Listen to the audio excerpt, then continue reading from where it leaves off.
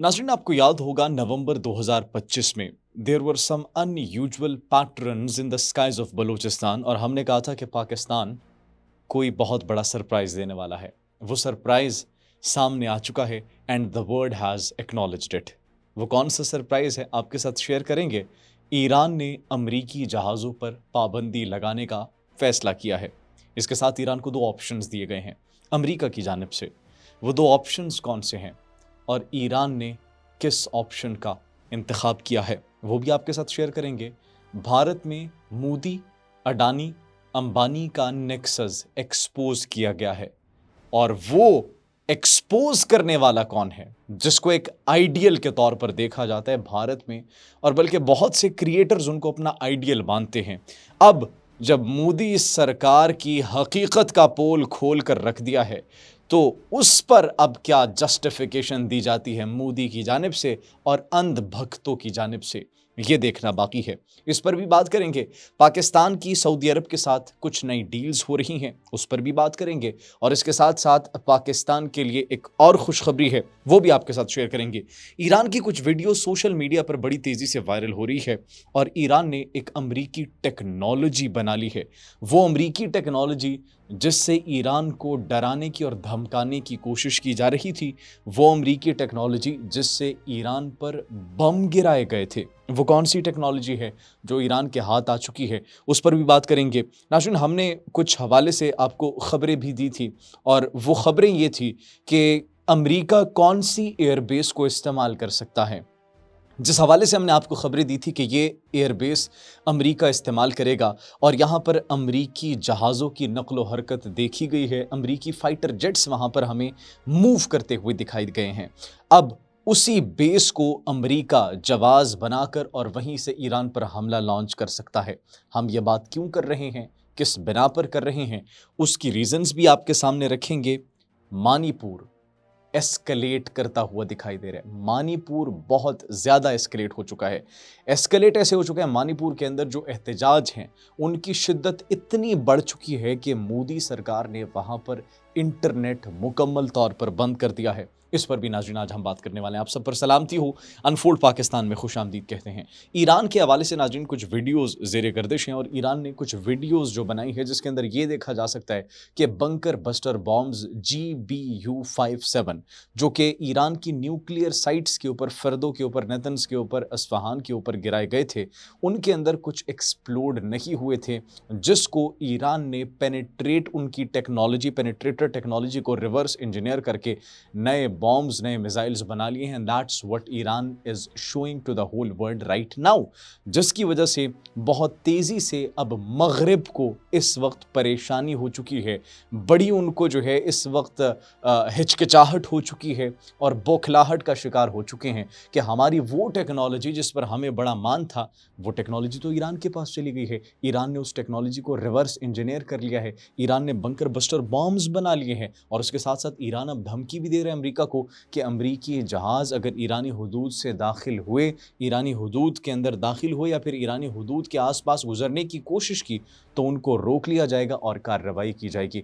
जिस तरीके से पहले ईरान के हुदूद के अंदर एक जहाज़ जिसके ऊपर अमरीकी झंडा लगा हुआ था उसको वापस भेजा गया, धकेल दिया गया और एक वार्निंग जारी की गई, अब दूसरा ऑप्शन नहीं दिया जाएगा, दूसरी वार्निंग जारी नहीं की जाएगी। इसके साथ ईरान को जो दो ऑप्शंस दिए गए हैं, हमने आपको कहा ईरान को दो ऑप्शंस कौन से दिए गए हैं। ईरान को दो ऑप्शंस दिए गए हैं, या तो न्यूक्लियर की उनकी जो यूरेनियम की एनरिचमेंट है उसको ज़ीरो कर दिया जाए, और दूसरा ऑप्शन ये दिया गया है कि जंग के लिए मुकम्मल तौर पर तैयार रहे।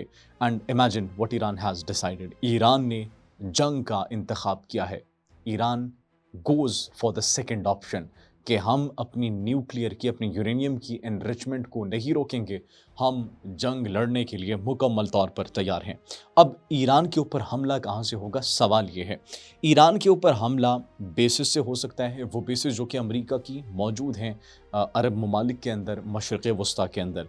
हमने आपको बताया था कि उर्दन के अंदर जो सल्ती एयरबेस है वहाँ पर नक़्ल हरकत देखी गई है, वहाँ पर अमरीकी फ़ाइटर जेट्स की मूवमेंट्स दिखाई दी गई हैं और हमने कहा था कि अगर ईरान पर हमला होता है तो उर्दन की सल्ती एयरबेस को इस्तेमाल किया जा सकता है और हमारे ख़दशात बिल्कुल ठीक साबित हुए हैं। The reason behind that, why are we saying this, क्योंकि उर्दन की ये जो सल्ती एयरबेस है, यहाँ पर अमेरिका ने अपने जदीद तरीन missile defence system third air defence system को नस्ब कर दिया है, जिसकी सैटेलाइट तस्वीर चीन की जानिब से रिलीज़ की गई है।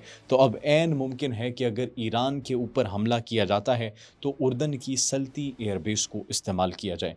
भारत के लिए भी बुरी खबरें हैं, लेकिन उससे पहले पाकिस्तान की अच्छी खबर सुनते जाइए।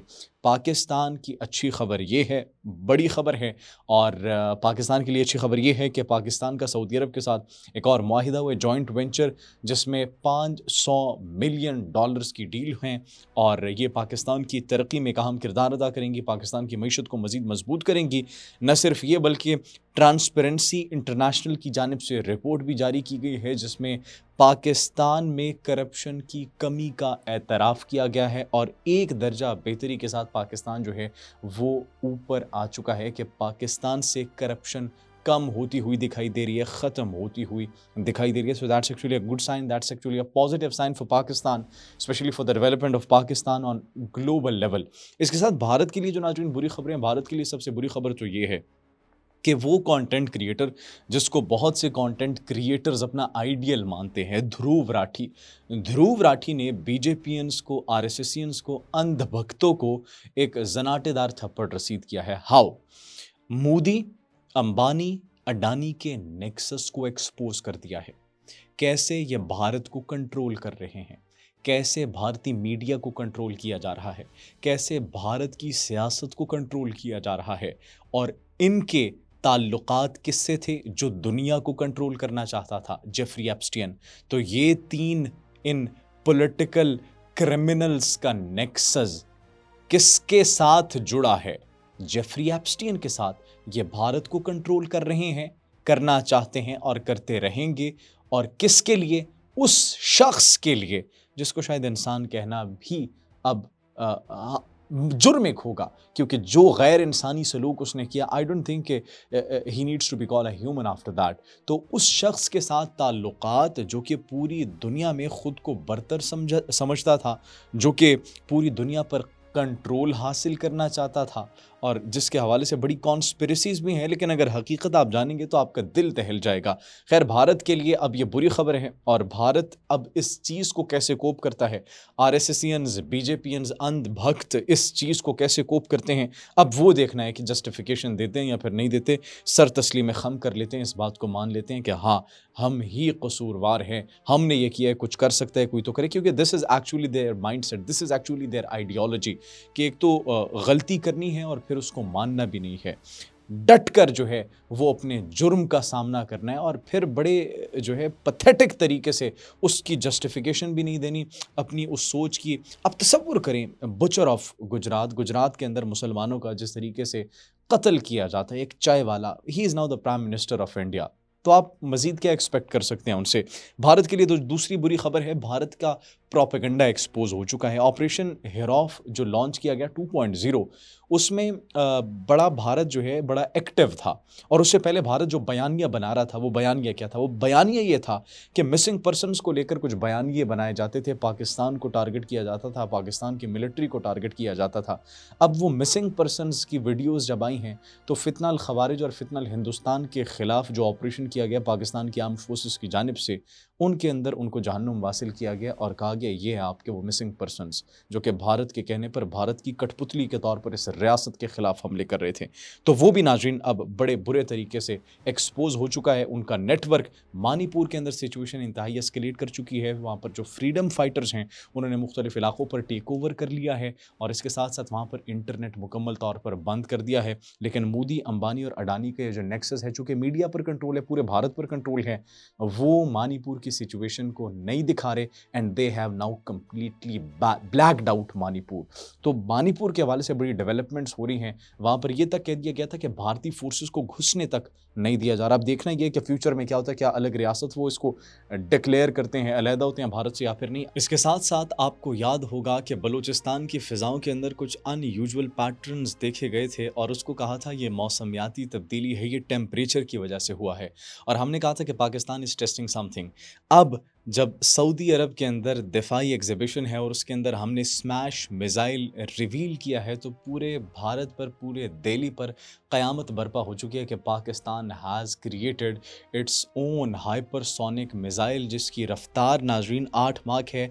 9,800 किलोमीटर फ़ी घंटा की रफ्तार से ये ट्रैवल कर सकता है और 350 किलोमीटर इसकी इनिशियल रेंज बताई जा रही है, जबकि दूसरे स्मैश 2 मिसाइल जिस पर काम किया जा रहा है उसकी रेंज 700 से 1000 किलोमीटर तक पहुंच सकती है। So this is the surprise that the whole world was not expecting from Pakistan and Pakistan has given it. आप इस बारे में क्या सोचते हैं? कमेंट सेक्शन में अपनी कीमती राय से ज़रूर आगाह कीजिएगा। अपना बहुत ख्याल रखिए। अल्लाह निगहबान।